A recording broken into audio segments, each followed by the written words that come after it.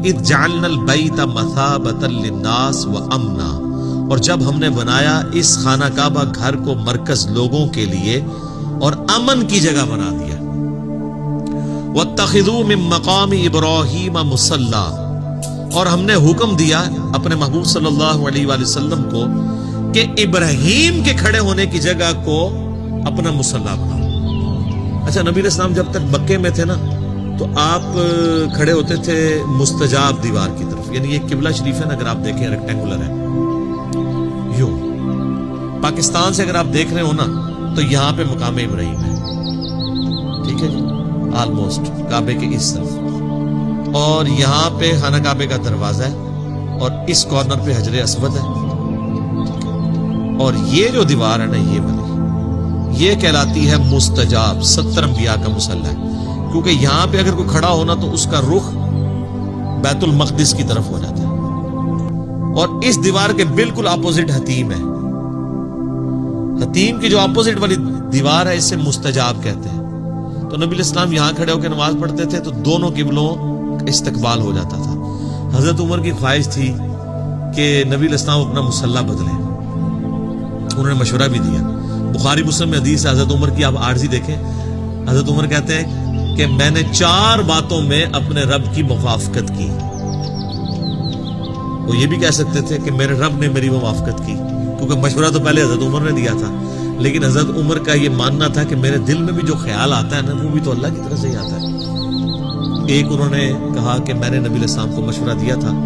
کہ ابراہیم کے کھڑے ہونے کی جگہ کو مصلی بنایا جائے، جب آپ یہاں پہ کھڑے ہوں گے تو پھر اعلانیہ ہوگا کہ اب وہ تو قبلہ گیا، اب صرف یہ ہے۔ تو دوسرا مشورہ دیا تھا کہ آپ کی جو ازواج ہیں یہ رات کو جب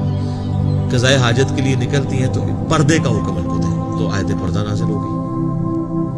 تیسرا، منافقین کا جنازہ آپ نہ پڑھیں، تو سورہ توبہ میں آگے آندہ آپ نے کسی منافق کا جنازہ نہیں پڑھنا۔ چوتھا، غزوہ بدر کے قیدی جو ہیں ان کو قتل کیا جائے۔ حضور رقیق القلب تھے، حضور نے فدیہ لے کے چھوڑ دیا، وہاں پہ بھی آیات نازل ہوئی کہ ان کو قتل کرنا چاہیے تھا، چلو اب جو ہوا وہ ٹھیک۔ یہ 4 باتوں میں اس میں سے ایک یہ تھی۔ مقام ابراہیم آج بھی موجود ہے، دیوار والی جہاں پہ خانہ کعبے کا دروازہ ہے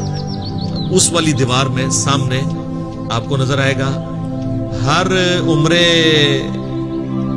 کے اینڈ پہ، اور جب عام طواف بھی آپ کرتے ہیں 7 چکروں کے بعد وہاں پہ 2 نفل اس کی سیدھ میں پڑھنے ہوتے ہیں۔ وہ اس وقت یلو کلر کی آپ کو ایک سمجھ لیں 6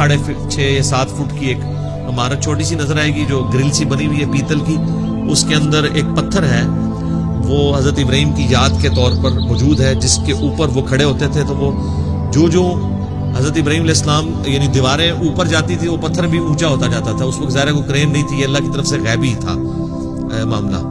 تو اینڈ پہ اس پتھر کے اوپر حضرت ابراہیم علیہ السلام کے قدموں کے نشان بھی موجود ہیں، حالانکہ وہ ہارڈ چیز ہے، نرم چیز نہیں ہے۔ آج کل تو آپ ڈال سکتے ہیں نشان، سیمنٹ والی جگہ پہ ڈالیں بعد میں خشک کر لیں، لیکن ٹینچر پتھر کے اوپر،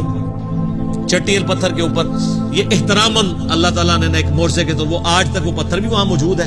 لیکن وہ آپ کو بڑی مشکل سے، ویسے اس کی تصویروں سے آپ اوپر سے جو لی ہوئی اندر سے اس میں سے آپ کو پاؤں کے نشان نظر آ جائیں گے ابراہیم علیہ السلام کے،